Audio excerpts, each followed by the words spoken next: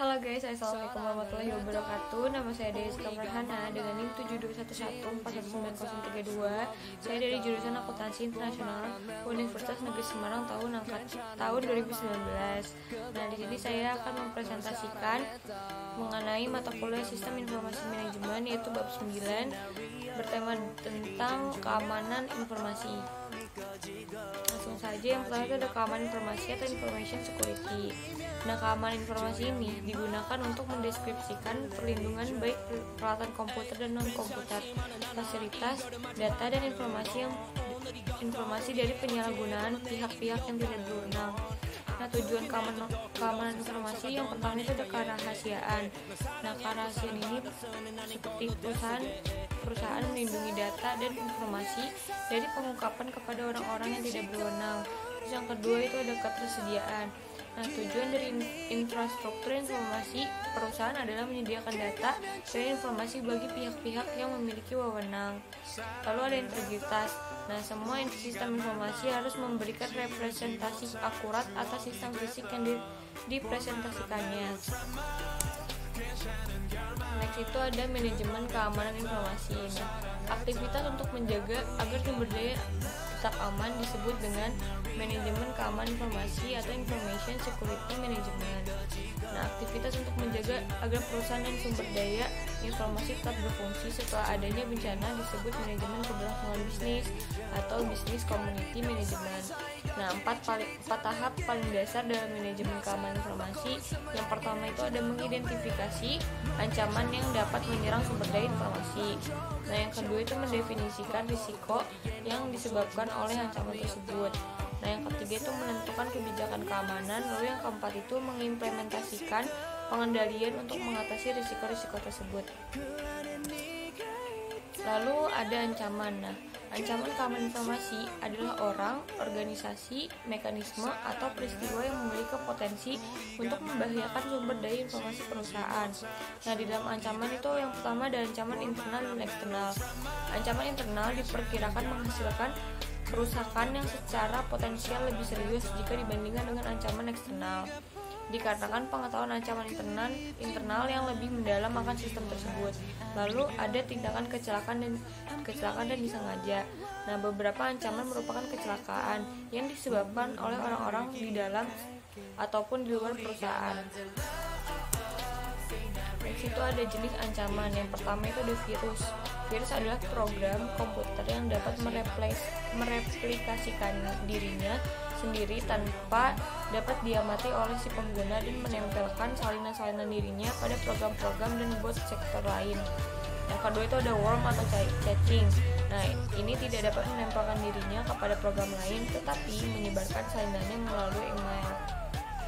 Lalu ada Trojan horse atau kode Troya. Nah, ini tidak dapat mereplikasikan ataupun mendistribusikan dirinya sendiri. Si pengguna menyebarkannya sebagai suatu peringkat. Nah, yang keempat itu ada adware. Nah, ini memunculkan pesan iklan yang mengganggu. Lalu ada spyware.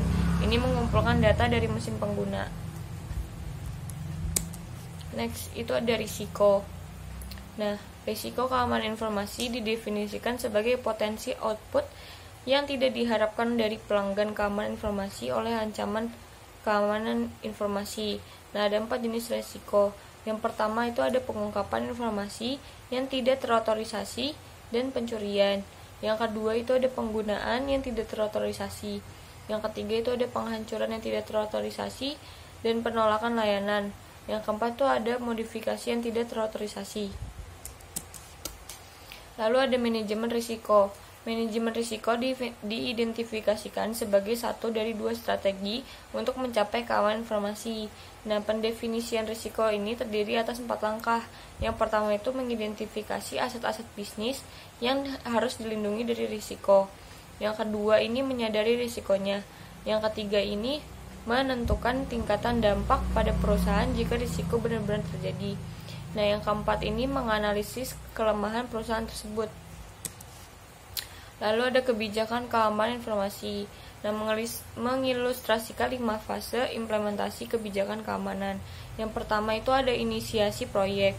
Ini tim yang menyusun kebijakan keamanan dibentuk. Yang kedua itu ada penyusunan kebijakan.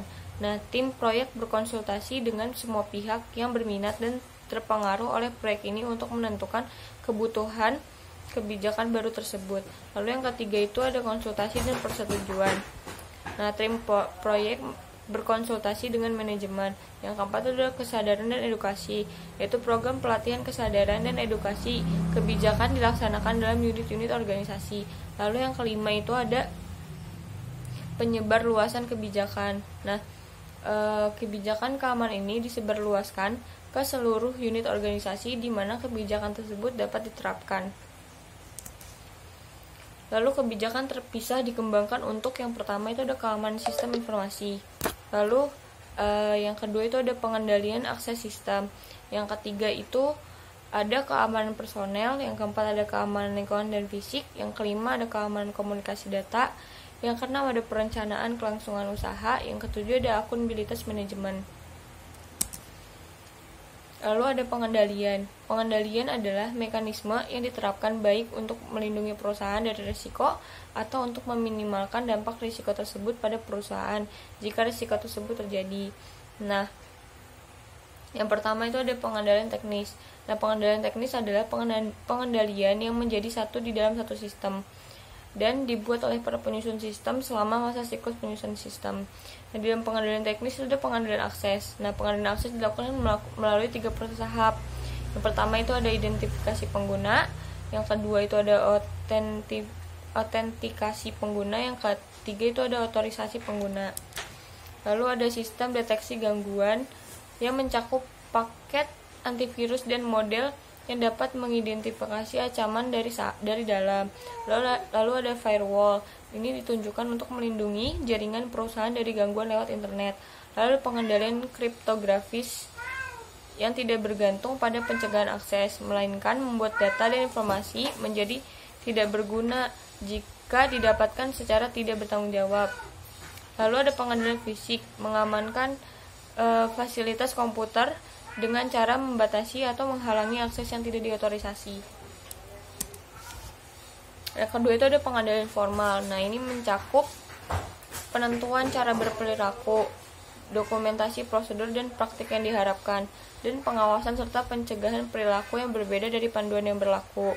Lalu yang ketiga itu ada pengendalian informal. Nah, ini mencakup program-program pelatihan dan edukasi serta program pembangunan manajemen.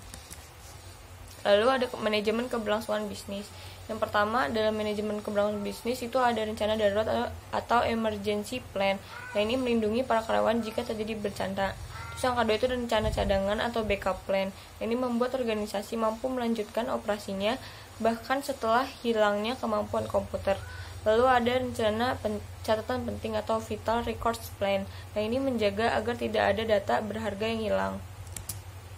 Sekian dari saya, mohon maaf bila ada salah-salah kata. Wassalamualaikum warahmatullahi wabarakatuh.